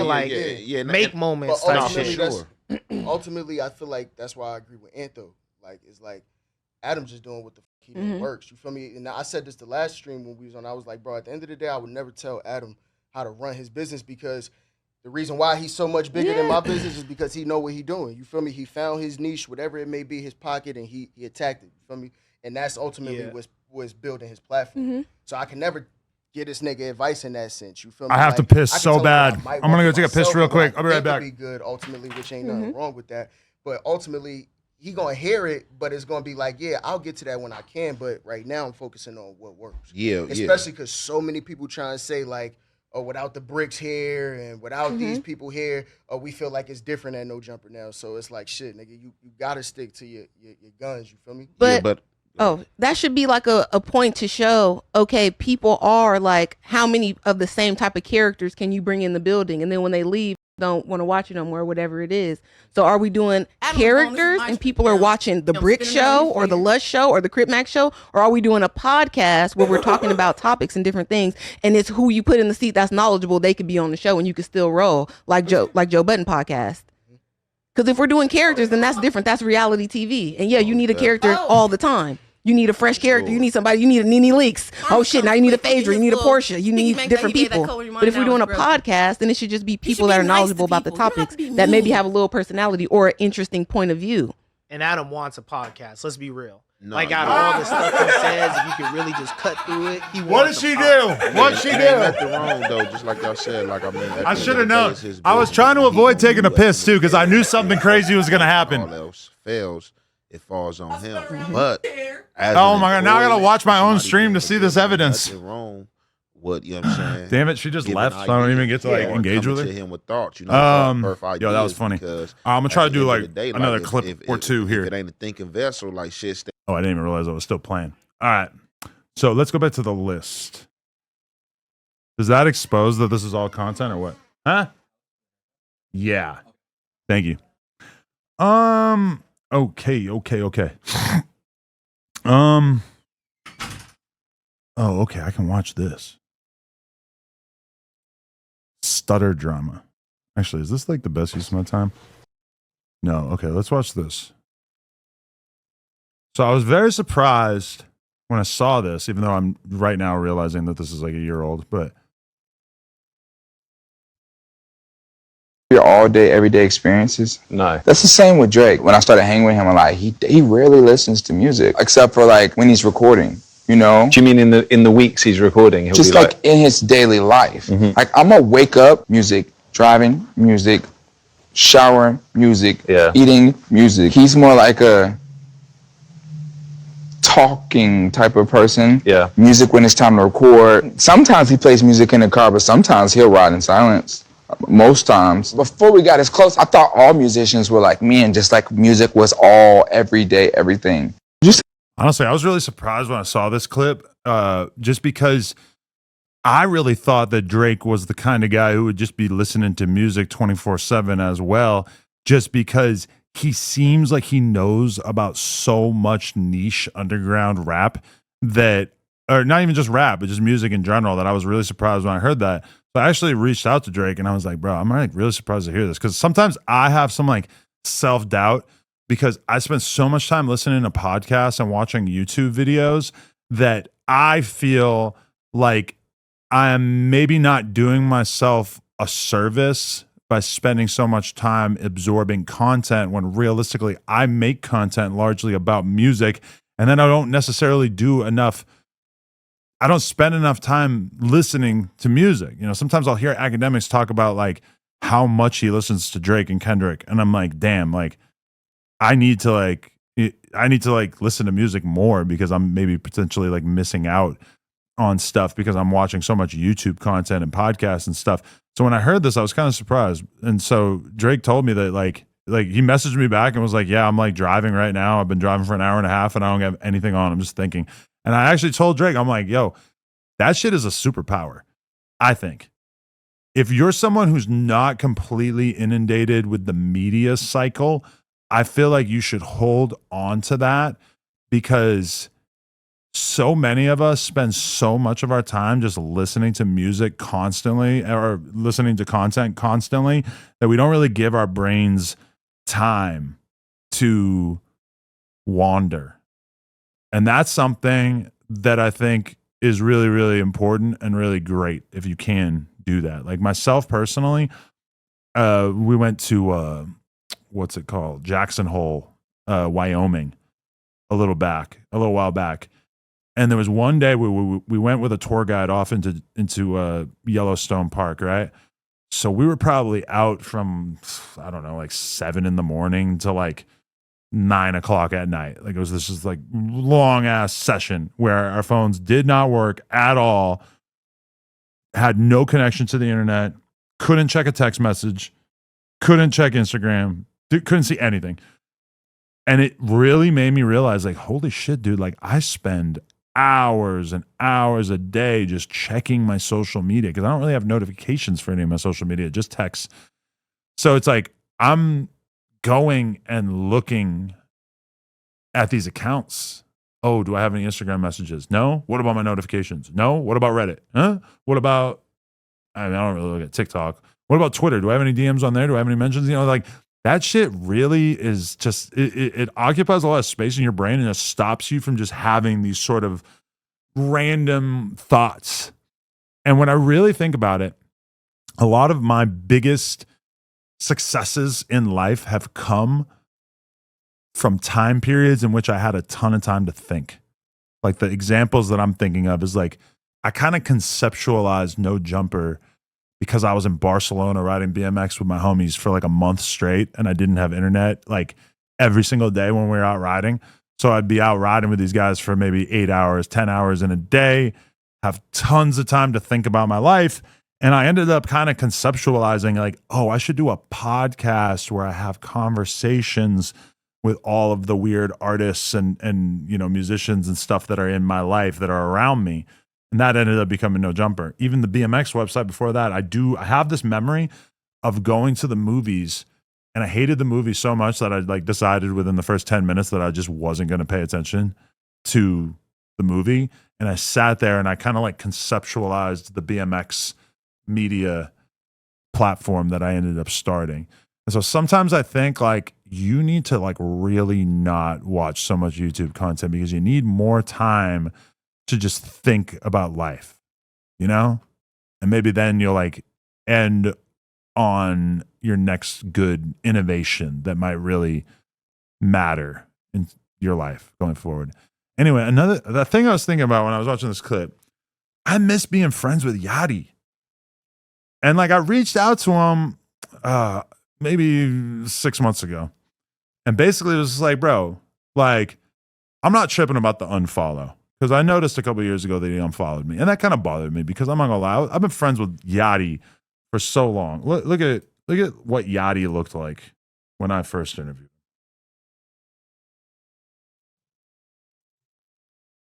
him. Yachty. Oops. Yachty No Jumper. Hello. Oh my God. I got the cringy intro like that. Like, look at this kid. I think he was 17 or 18 or something here. You got Coach K right here. You got Burberry Perry right here. I still had this like fancy technical haircut that I can't imagine having ever again. But I'm just saying all that to say, you know, I've probably interviewed him 5 times over the years. And then like, you know, he hit me the unfollow at one point a couple of years ago. It's like, whatever. Okay. We're still cool. Right. Even though the unfollow took place, I guess. But I reached out to him and his response, actually, I'm going to read it off my phone. Just to clarify what I'm talking about here. Okay. Lil Yachty. I won't show the messages. Why is it not coming up? Do I have to search Yachty? There it is. Okay. And I still follow him for the record. What did I say to him? Let's see what I said. Oh, okay. So in 2024, there was a post on the No Jumper Instagram called Caribou's Really Been Going Off Since Leaving the Concrete Boys. Now, I hate to break it to you, but this is paid promo, okay? At the time, this was paid promo. It actually got 20,000 likes. Pretty impressive. But it was paid promo. Her team obviously bought this post, or somebody from the label or whatever. Obviously a paid post. Obviously the No Jumper media team is not conceptualizing and authorizing a post called Caribou's Really Been Going Off Since Leaving the Concrete Boys. Sometimes I wonder about these teams that are buying promo because they buy promo with headlines that are just totally not things that we would ever say. Also, I'm noticing that right here I have 2 laptops in front of me, that's a rare move. See that? 2 laptops. That's pretty gangster. Anyway, Yachty sends this to me again in 2024. What kind of headline is this, bruh? Sometimes I can't tell if you f with me or not. I said, it's paid promo from her team, and it's always been all love on my end. What the f you talking about? He said, I'm a see about that, which I don't necessarily know what attitude he was expressing with that, but I said, LOL, you the one rapping about me. Ooh, I can't even remember what it was, but he had a lyric at one point that was like, let someone f my bitch like I'm Adam22, or I'm gonna hit this dude's bitch like I'm Adam22, something like that. Or no, I think he said no jumper. Either way. And then I said, what the else did I do that came off disloyal? That's a new one to me. He said, LOL, man, go ahead. I'll be watching your podcast though. The energy just don't seem like you with me, or maybe yo people.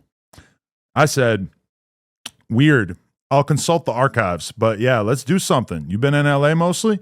I said, you were the first ever guest on the No Jumper show, which is a rare fact. I said, not even planned. You just showed up. And he didn't respond to that. And then I sent him a clip from the podcast that was called Caribou Leaves Little Yachty's Concrete Boys group. I said, this was me talking about the situation a week ago and not even considering that you might see it. And then I guess I posted something about him on my story in February of 2025, and he responded, ha, ha, ha, ha, ha, ha, ha, ha, ha. And then I said, hey, Boat, you still mad at me or what? I miss you. And he didn't see or respond to that. I just like, I have so much respect for Yachty. Me and the reason why this even came to mind is because me and Drake were like talking about Yachty, and like he was making it clear like how much respect he has for Yachty. And I'm sitting there talking to Drake thinking like, yeah, me too. I love Yachty. I was always been a big fan of him, and I really think that he's one of the great minds of this generation.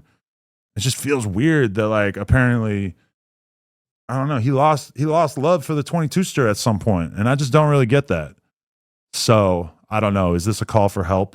Am I hoping that this clip will go viral and that Yachty will fuck with me again? I don't know. Maybe that would be a nice consequence of it. But I really love the dude, and I don't know. I wish that we could have stayed on the same page, because the deeper into this game I get, the more I appreciate and respect the relationships that I've had for a long time. You know, like for instance, 2019, I remember I went to Rolling Loud in LA, and I'm backstage, and it's like, I guess that's right before Juice WRLD died. But like, no, so maybe I'm talking 2020 or 2021. But either way, it's like, I'm kind of realizing like, damn, like I came in the game with X, Peep, Juice WRLD, all these dudes who were just gone like so quickly. Even like Draco.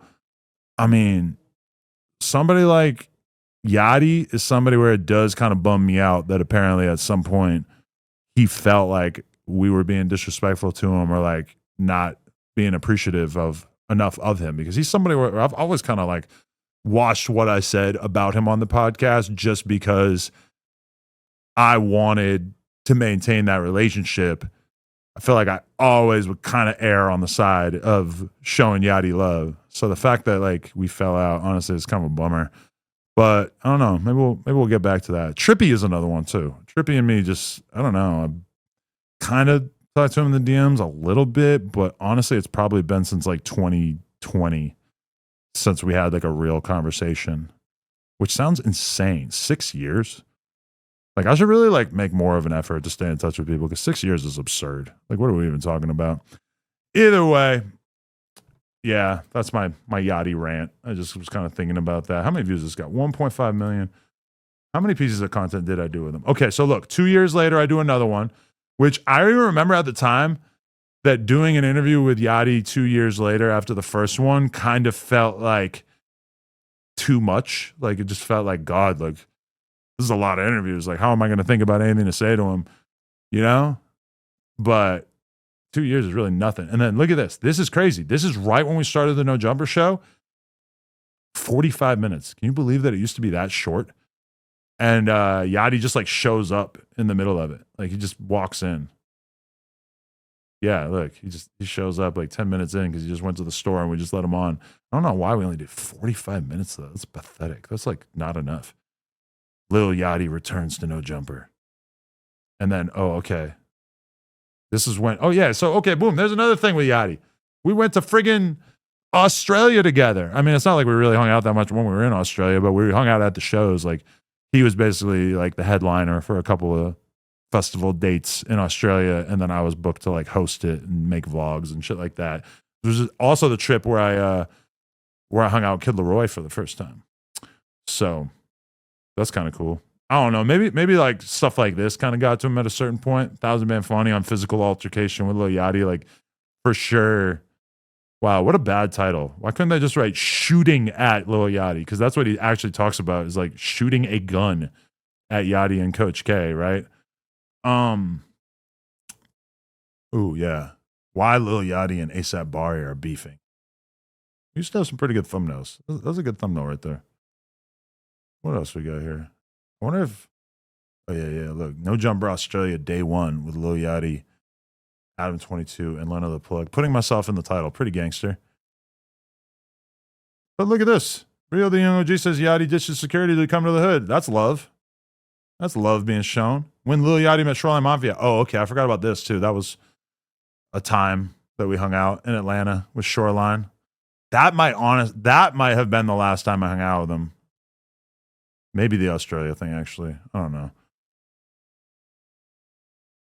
Oh, look, we re-uploaded the old interview for 45,000 views. We don't really do that anymore.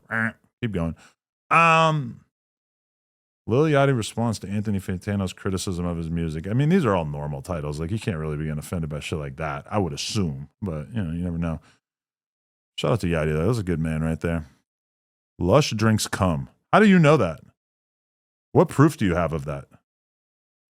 Just because he has the white foam on the side of his mouth? I don't know. Anyway, okay. What else we got here? Let me look at my list of things that I wrote down that I might potentially talk about. Oh, I feel like I kind of need to like dig in more before I do the conversation about Afro Man. For sure, that's some good content though. Let's watch the stutter thing. Oh yeah, okay. Okay. So this is gonna be me learning about something that I really don't know about because I barely know anything about these people. All right. Things got tense on Gilbert Arenas' show when Kenyon Martin halted the broadcast and confronted an employee from the show live on air and called him out for making a video mocking his speech impediment when he's been to his home and met his wife and kids. First thing we're going to do. Kenyon Martin. Okay. American former basketball power forward. Okay. Now, I don't know anything about his speech impediment. I guess we're going to get into that right now. Let's check this out. So, something recently was brought to my attention, right? Mm-hmm. That one of the people that works here that we see daily, and I brought this person into my home, right? Had this person around my wife. He doesn't seem like he has a speech impediment. Like, what's the speech impediment? Does he have a stutter or something? My kids, right? Treat them nothing but respect, right? Oh, shit. And this is a loyalty situation. I want people to, with their kids, right? Teaching situation. When people tell you be careful who you bring into your inner circle, be careful who you bring into your home. This is this situation that I'm speaking of right now. Hey, Suge, come here. Oh, shit. You want this? Huh? No, I don't need the mask. Kill him, nigga. So I need you to do some explaining to me, brother. You need a mic? No, I don't need a mic. Wait, so he's talking to somebody that's like off camera? This is what the news could look like. Are these footprints all over this like underdog fantasy logo? Because that's kind of grimy. I mean, it does look cool, like from an advertising perspective, but you would think that they would like really not want there to be footprints all over it. So, can you explain this video to me? Yeah, that's the video we talked about. No, we didn't talk about shit.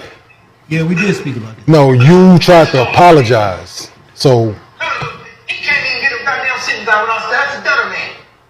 So the stutter man can roll the show.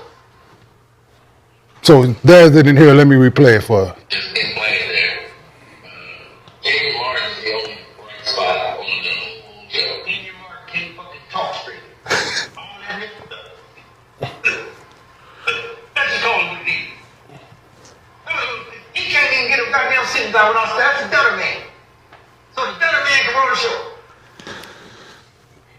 So when I Okay, so I guess there's a video clip. You can barely hear it, but he's like talking shit about this guy Kenyon Martin because he has a stutter, which is weird because I'm not detecting the stutter in this video at all.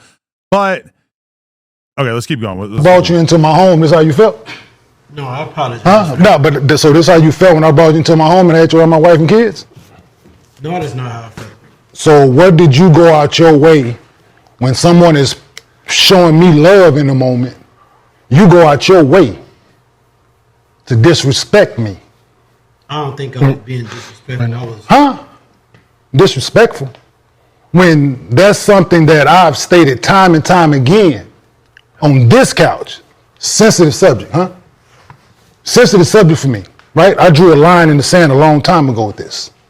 There's no apology ever that, as an adult, that I will accept for this. I came in here one day over at Gil's house and you walked up to me and tried to apologize out the blue. I blew you off because I didn't know what you were talking about. That's the situation. Yes or no? Yes. So Why would you talk therefore, about this when I apologize? because I didn't know what you was talking about, it didn't matter. I sent you the video. No, you did not. I didn't see the video. Someone else sent it to me. I didn't see the video until 2 weeks ago. First time ever seeing that. Had I saw it back then, we would have been had this conversation. Do you think not? That's why I apologize. But so you apologize because you realize it was some BS. Because you've been in my home around my wife and kids. I fed you. Put money in your pocket. Okay, wait. I'm trying to find like any evidence of his stutter so that I can sort of like see what it's like. When I got to University of Cincinnati, and it was basically mandatory that we do interviews. So being a college athlete, there was no way around it. Whether you played well or didn't play well, there was always questions to answer from media. So that was starting my Was that one? He said from media, like it didn't really sound like a transition stutter, into but- being comfortable with it, right? Because constantly having a camera in your face or reporters in your face, you can't control it. So they're going to ask questions, and those words that you know you have problems with, some of those you can't avoid it when you answer a question. Yeah. So you can try to go around it and give a more long, drawn out answer, like which I've learned to do. When I know I'm about to stutter, I give you a longer version of the answer. Interesting. Did I not? Want a shot? Did I or did I not, dog? I work for you. No, you did, but did I put money in your pocket? You didn't do for pay, right? Yes. Right? Did you not come into my home? No, did you not come into my home multiple times when you didn't know no one was out here, right? You didn't have no one to go for Thanksgiving. Did I not invite you to my home? Yes. 2 years in a row. Yes. And this is things that you get. After the apology too, right? But that apology is null and void is what you don't understand, dog. If I knew about it then, I wouldn't accept your apology like I didn't then. You did. I didn't. I blew you off. I said, yes, whatever, dog, whatever. I don't know what you're talking about. That's the situation. So this is what disloyalty and people who don't respect you look like, y'all. People like him. Be careful who you invite into your home, who you have around your loved ones and your friends and family. This is what you get. So he's trying to paint him as being this huge snake that you can't trust. He's like the worst person on earth. And then the evidence for him being this snake is basically just like the fact that at one point on a podcast, he made one joke about the fact that this guy apparently at one point had a pretty bad stutter. Now, I have a person in my life who I can kind of, use as an example in this because obviously Flacco has a stutter that when he first came on No Jumper, it was brutal. It's gotten better. It's not really like as crazy as it used to be. And obviously on his channel, he seems like he has like a way better grip on it versus on podcasts. It feels like on podcasts he still does it a bit, but like when he does his videos, he doesn't really do it at all. Obviously, he's able to like edit shit out. But this is my thing: is that like if we're cool, if we're friends, if we do content together, if you're fat, we need to be able to joke about that. If you're short, we should probably be able to joke about that. If you got a little dick, we should probably be able to joke about that. How's a stutter any different? Like, I realize it's something that you were born with, that you don't have that much control about it, although I would say that you do have some control about it because it seems like you've really gotten control of it now. But why does a stutter fall into this sort of special protected category as something that you can't ever make a joke about, or you're like a disloyal snake of a person? I don't really get that. And I understand that like everybody has their own sensitive stuff, you know, but I feel like there's obvious stuff, you know, don't talk shit about my kids. Don't talk shit about my parents. Don't make jokes about my wife. Sure. They're innocents. But if you're going to be on podcasts, like if I had a stutter and I was on a podcast, like I would expect to have to like, you know, contend with jokes about that from time to time. It's not really that big a deal, really.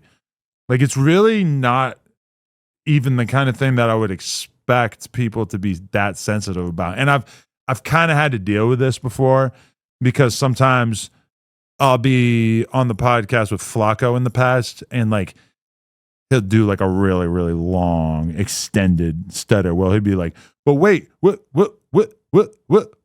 And then like you kind of like notice like multiple people at the table are either like laughing or trying not to laugh. And like, yeah, there is a part of me that feels like, oh shit, this is like kind of rude. Like I shouldn't be laughing at this. But I mean, come on. Like at a certain point, if you're stuttering and we're all sitting there for 10 seconds waiting for you to get a word out because you're falling all over yourself. Like, I mean, we're only human. We laugh at people for a lot less. A lot less. Hey, Munchie B is blind. He's blind because he got shot in the head. That's way, way, way more traumatic than having a stutter. And still, Munchie got to get these jokes about being blind, you know? And I try to be like real sensitive about it because it's like, I want to be sensitive to the fact that he went through something traumatic and obviously like significantly impacted his life and he can't do multiple things that he used to do, et cetera, et cetera. Sure. But still, at the end of the day, I mean, even being blind, you got to get these jokes from time to time. Come on. And that's so much worse than the stutter. That's like a real deal traumatic event. You got shot in the head, and then your quality of life is forever impacted by the fact that you became blind. If I make a joke about that and Munchie gets offended, I totally get it. I think Munchie knows that if you want to be a real player in this world, whether it's you want to be on a podcast or you want to just hang out in the neighborhood with the homies and stuff, because I know that Munchie gets respect. Like the way his homies treat him, they treat him like a king when he's around, you know? But still, I mean, come on. You got to get some jokes from time to time. So, I mean, the stutter, like, goddamn. Like, I guess everybody jokes differently. But, man, come on. People like this that talk about something that's near and dear to my heart. I have a speech impediment that everybody knows how I feel about this. Right? People that don't have a voice, they're able to speak up for themselves. This is what this is about. You don't tease something of someone I have no control over and think it's okay. I don't want, no. Yes, this is, yeah, you did it in front of, did you not do it in front of people? Just because you have no control over it doesn't mean that you shouldn't be able to joke about it. And I get, like, you know, some people are so sensitive that you need to use kid gloves with them. Like, for instance, my wife, I know that body stuff is very touchy for her. That, like, I can't just talk about some girl and just be like, oh my God, this girl is so fat. She's fat. She's disgusting. She's huge. Blah, blah, blah. If I say some shit like that, my girl is going to get pissed because body image stuff for her is a real sensitive subject. She's dealt with eating disorders throughout her life. Okay, I have to be mindful about that, you know? She's a girl. It's different. You're a dude. You're a swanging dude who's on a podcast with a bunch of homies, you're gonna have to get joked on at a certain point, bro. Like this whole attitude of like walking around just expecting to be treated like a king, like you just can't get no jokes. Like that's very weird to me. Did you not do it in front of people? I apologize. Did you not do it in front of people is my question, Why does George. that make it worse? Yes. So therefore you want me to do it in public? I mean private? No, I said I was the same energy, brother. Same energy. So, same energy. That's different? Oh, I'm absolutely. You did it in front of people, I'm gonna do it in front of people. Point blank, period. I apologize. I don't want your apology once again, brother. Once again, I don't want your apology. So what you want from Nothing. Don't ever be in my presence ever again. Get your ass out of here right now. Right? Thank you. Not ever be in my presence ever again is what I want. Get your ass out of here is what they should be saying to this, because you can't be doing this soft bash ass shit on the podcast. The podcast is for the boys to hang out and joke around and have a good time with each other. This is some soft ass shit. I don't give a if you've got a stutter. Listen, if somebody makes fun of your stutter and it hurts your feelings a little bit, you know what you do?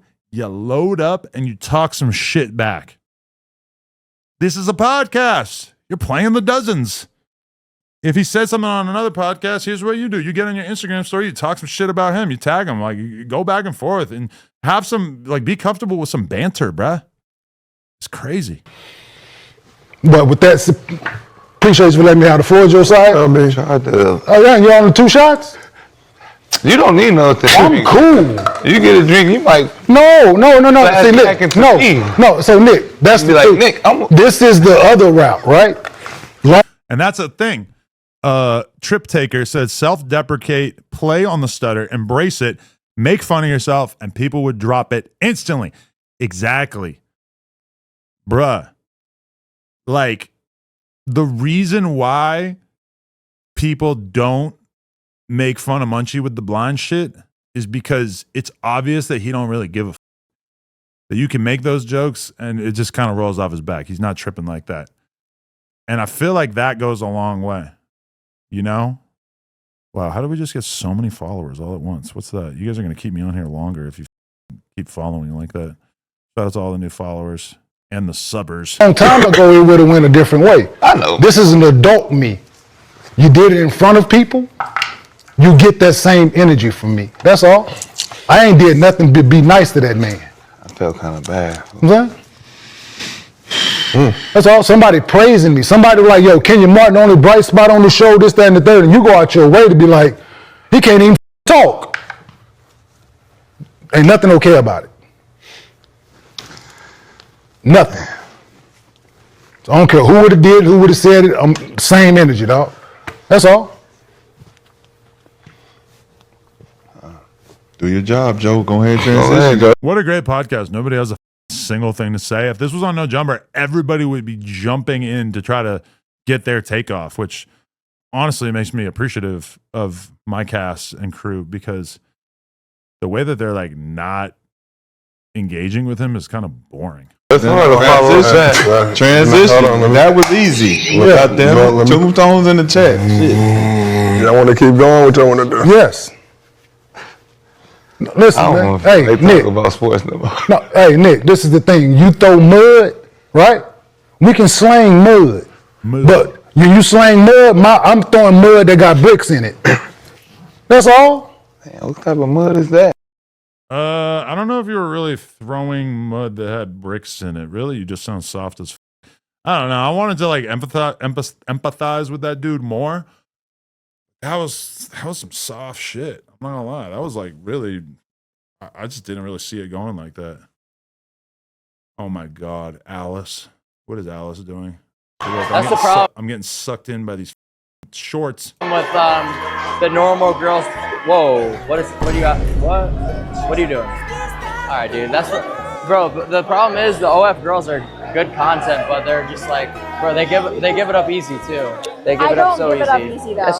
She said she only 9 guys, but she's like 19, so she hasn't really had that much time. Okay, so Yeah, I think I basically did what I wanted to do in terms of clips on here. Had a good time talking to everybody. I do think we probably kind of need to get our mod situation a little bit under control because obviously the chat is now being taken over by random people saying things that I don't even understand. So we will work on that. We will get more mods. That's not why I'm getting off stream. I'm getting off stream because I'm about to do a podcast with Wack in literally 1 hour. And right now I have to go eat some tuna fish for lunch. So hopefully I got a few good clips out of this stream. I'm going to be replaying this on YouTube. So if you're watching it on there, smash a like, drop a comment. Shout out to everybody who tuned in. I don't actually know how to make people mods yet. That's one problem I'm dealing with right now. I'm sure I could figure it out, but what does this gear do? Oh, mod actions. But I don't really see how I actually do that. Whoa! Look at that. That's sick. Stitches gifted 5 subs. Damn, that's ill. Stitches official. Somehow I feel like that's not Stitches, the rapper. But, yo, I appreciate everybody who tuned in. Shout out to Harmonious Spliff. Is that Potlord? Or is it just like a Potlord stand? Either way, shout out to everybody who watched this. We appreciate y'all. Much love.